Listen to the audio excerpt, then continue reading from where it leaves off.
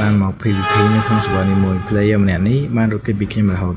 បាទអ្នកគ្នាចង់ដឹងអ្នកគ្នាអាចមើលវីដេអូនេះពីដើមរហូតដល់ចប់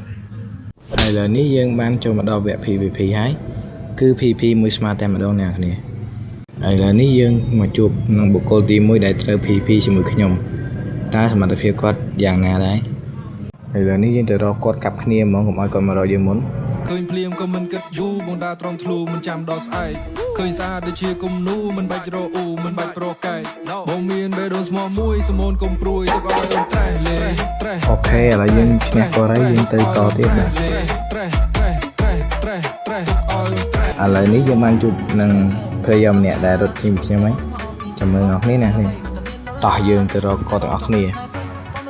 ប្រូចេញមកប្រូណាប្រូចេញមកកាប់គ្នាស្មើប្រូកុំខ្លាចប្រូរើងរត់អីប្រូ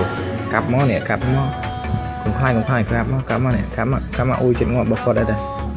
អ៊ុយជើញវែងណាគាត់អូដេញតាមគាត់ប្រូលេងកុំរត់ប្រូកាប់គ្នាស្មើប្រូលេងរត់ចឹងមិនសុបាយប្រូនេះកាប់មកខ្ញុំកាប់មិនដែរត្រូវទេខ្ញុំអនឡាញនឹងកាប់មក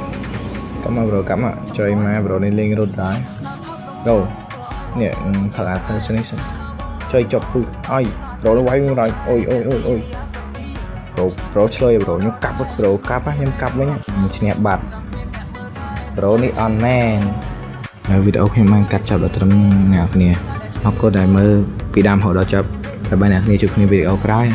បាយបាយ